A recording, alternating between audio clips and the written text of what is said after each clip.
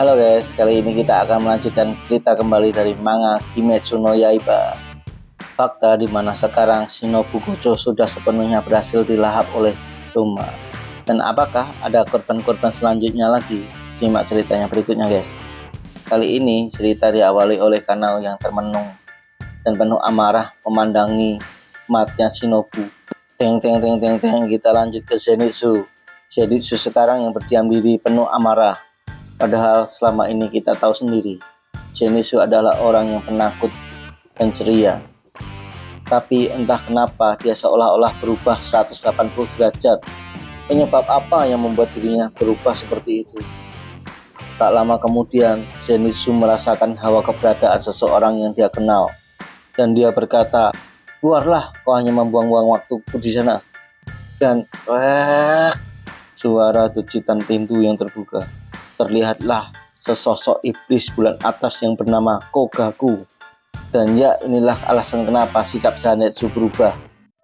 Kita beralih lagi ke Tanjiro dan Gyu yang sedang berlari dan terus berlari. Tiba-tiba ada suara yang terdengar dari seekor burung gagak yang berkata, "Innalillahi wa innalillahi roji'un."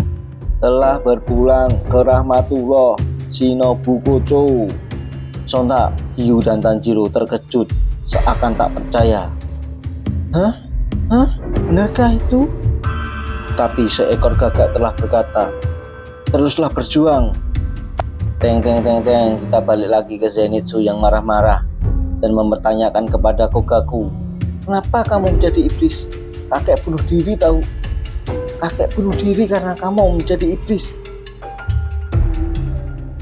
Kakek malu karena murid kesayangannya berubah menjadi iblis." Tapi jawaban Kogaku seakan tidak peduli. Aku tidak peduli pada orang yang tidak menghargaiku." Saat itulah kedua orang ini saling beradu argumen, saling ejek, saling menyalahkan, dan kemudian mereka saling memasang kuda-kuda. Slash!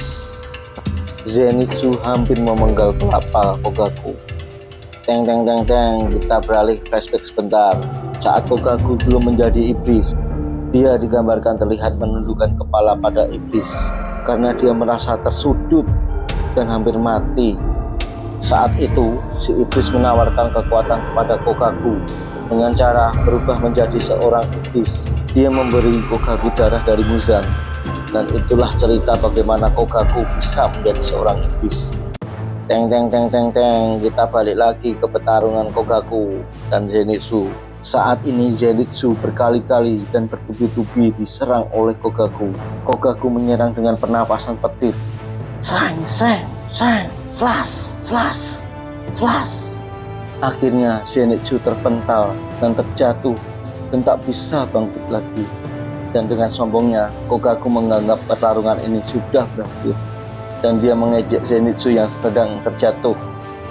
Saat Zenitsu terjatuh, dalam lamunannya dia mengingat kembali kenangan-kenangan saat dia masih menjadi murid sama Kogaku. Jauh dari lubuk hatinya, Zenitsu beranggapan bahwa kakek dan Kogaku adalah orang yang spesial serta berharga bagi dirinya, dan dia selalu berada di belakang Kogaku. Saat ini Zenitsu sudah tersadar dari lamunannya. Dia dengan sisa-sisa tenaganya berfokus untuk melakukan serangan pamungkasnya dengan tatapan yang tajam dan dengan satu serangannya sangat cepat. Slash! Kelapa Kogaku terpenggal oleh serangan Zenitsu yang begitu amat cepat. Saking cepatnya, Kogaku tidak bisa berbuat apa-apa. Dia hanya bisa bergumam, Sialan. Sudah kuduga, kakek tua itu pasti merahasiakan jurus pamungkasnya. Sialan." Lalu Zenitsu menimpanya, "Tidak, kakek bukan orang seperti itu. Ini adalah jurus yang aku ciptakan sendiri." Dengan keadaan kelapanya yang terputus, Kogaku masih bisa terus bergumam dan tak percaya. Sialan. Lalu tiba-tiba Yojiro tiba untuk menyelamatkan Zenitsu yang terjatuh dan mengejek Kogaku karena tidak bisa menciptakan jurusnya sendiri. Ngomong-ngomong, Yojiro ini dia menyamar sebagai kru pembantu. Itu juga dari hasil permintaan Nona Tamayo. Awalnya dia tidak senang, tapi dia tetap ikut Nona Tamayo. Pertarungan antara Zenitsu dan Kogaku berhasil dimenangkan oleh Zenitsu. Teng teng teng teng teng, kita beralih lagi ke Tanjiro dan Yu yang masih berlari untuk mencari keberadaan Muzan. Tapi sesaat kemudian terdengar suara dentuman. Dam! Mereka terkejut dan menghentikan langkah mereka. Tanjiro menyadari bahwa keberadaannya sangat kuat dan sangat dia kenal. Dan teng teng teng, Agasa datang dan langsung menyerang Tanjiro. Tanjiro!